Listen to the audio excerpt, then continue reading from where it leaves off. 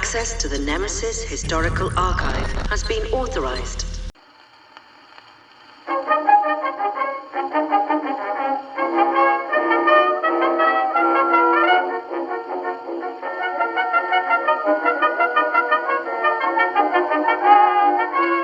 Welcome back to Expedition Weekly. My name is Sam, and on this week's expedition we're heading back to Alton Towers, one of the UK's best theme parks, and looking at a very strange and currently short-lived attraction. Before we look at this ride though, which was one of the most negative reactions on an opening day ride Alton has ever added, we have to go back and look at one of the best rides.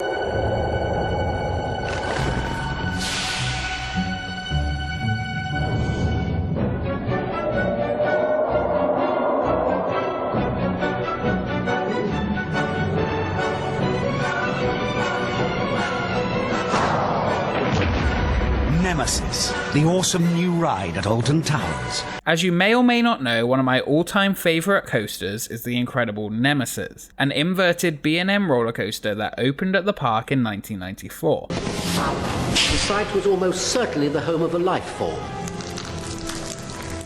An alien life form.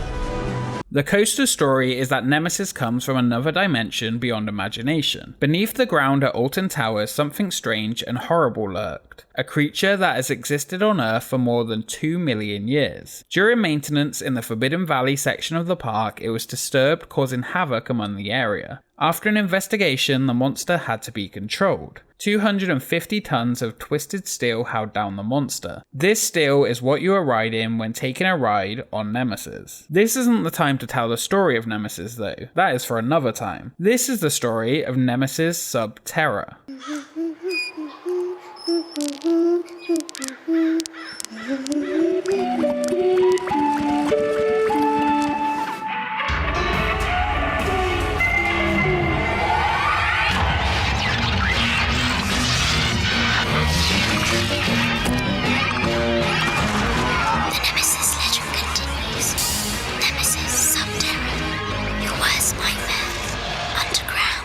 Plans for the attraction were submitted in August 2011, which only showed the exterior of the buildings and revealed nothing of what would be located inside. Located on the site of the former Dynamo ride, which had been on the site until 2004 and later replaced with Lava Lump, a climbing wall which had been relocated from Ugland when Rita, Queen of Speed was built. Pictures of the ride's mechanism were leaked in early January 2012, a couple of months before the opening. It was an ABC manufactured drop tower, very similar to the ones previously installed in both the London and Blackpool Dungeon attractions by Merlin. For some Merlin reason, Jack Osborne was appointed as director of fear for the attraction. Again, in classic Merlin fashion, they started to market the scariness and intensity of the ride. A video appeared of a bottomless lift and was confirmed to have a height restriction of 1.4 meters.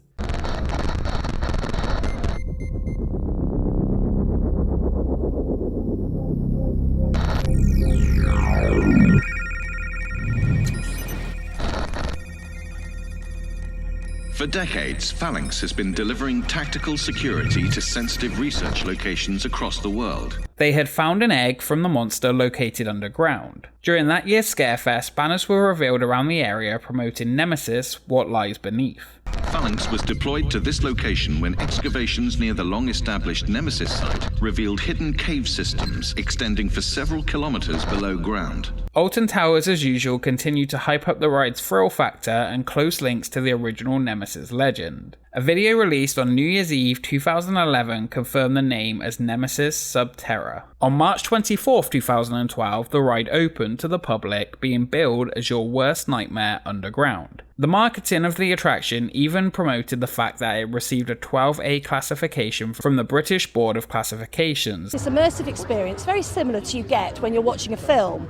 So they came and they visited and they gave it a 12A classification. You would think Alton Towers might have learnt this lesson from the hype and letdown of saying how scary 13 was going to be, even that you needed a waiver to ride it and it was the scariest ride ever. What makes that so different? What makes that unique?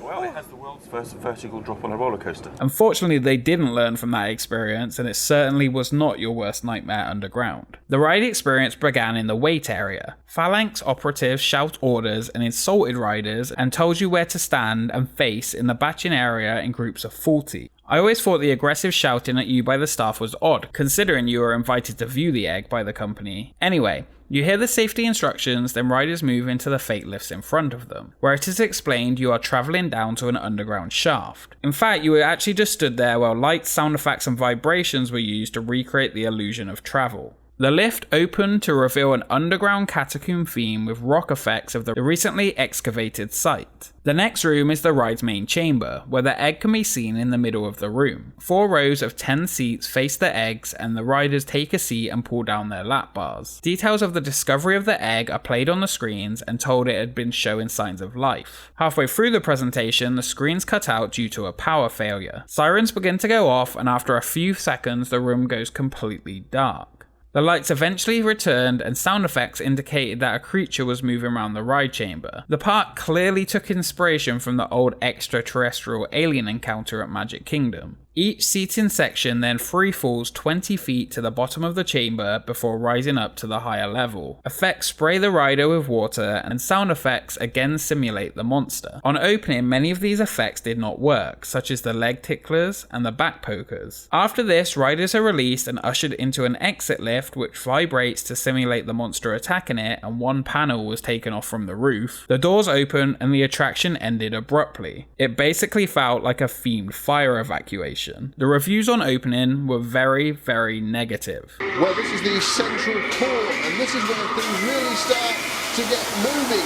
All the seats just disappear. The theming was praised and the actors within, but the ride experience was disappointing, especially with the hype built up by Merlin around it. The area from the outside looks like it's set on a military base in shipping containers, but what actually happens on the ride was basically Stitch's Great Escape with a single fast 20-foot drop inside. In early April, just a few weeks after opening, screens appeared in the batching area. They began explaining the ride's story a little more and the backstory of Nemesis. The ride system was also slightly modified. Instead of dropping down to see the hatch egg, the top level egg switches in the dark to a hatched egg before dropping down into the nest, where the actually working back prodders and leg ticklers kicked in. This new cycle did improve the experience slightly. On exit, the lift now put you in complete darkness when the sound effects were playing, making it slightly more scary. The ride had gone from being sub-terrible to sub-okay. The changes could have been an effect of the negative reviews or were planned all along, as Alton claimed, but the ride was just not finished on time. Even by mid-May, Alton had stated that the ride had not been signed off as complete yet and was still being worked on. For 6 days in late May, the ride was closed. A large shipping container style structure was added to the ride's exit during its downtime. The new exit after the lift was a mini scare maze to expand the attraction. Guests would now funnel between chain fences, and actors in gas masks would jump out and provide scares inside a new decontamination style area finale. The ride though still wasn't very good in my opinion, but at least something was done to try and improve it, and the reviews did actually improve. It had a troubled start with changes throughout to make it into an okay overall experience. It now was kind of scary though for younger children, and the 12 age restriction could kind of be warranted. After the unfortunate Smiler crash incident in November 2015, Alton Towers announced that 6 attractions would not open the following season, including Nemesis Subterra. Also among these were Hex and Charlie and the Chocolate Factory as well. Nemesis Subterra has sat abandoned, standing but not operating since the end of the 2015 season. The £4 million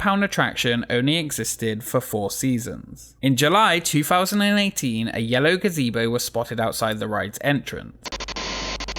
We can't let you see any of the patients we have here in quarantine. Not only are they highly contagious, they are also dangerously aggressive. It was later confirmed the work was in preparation for 2018 scare maze called Project 42.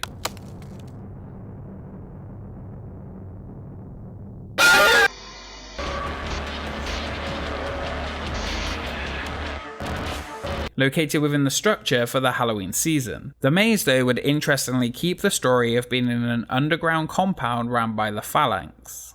What remains of the original ride inside the attraction? Hopefully we'll find out this Scarefest. It is likely the ride itself has been removed from inside, but who knows. The eggs have definitely been removed. I doubt the attraction will return in a similar form in the future, but stranger things have happened. Make sure you let us know if you experience Project 42 this Halloween season, and what awaits below. Did you ride Nemesis Subterra, and what did you think of this experience? Thank you so much for watching this episode of Expedition Weekly. If you enjoyed it, please do subscribe to join us on the expedition, and we will see you next time.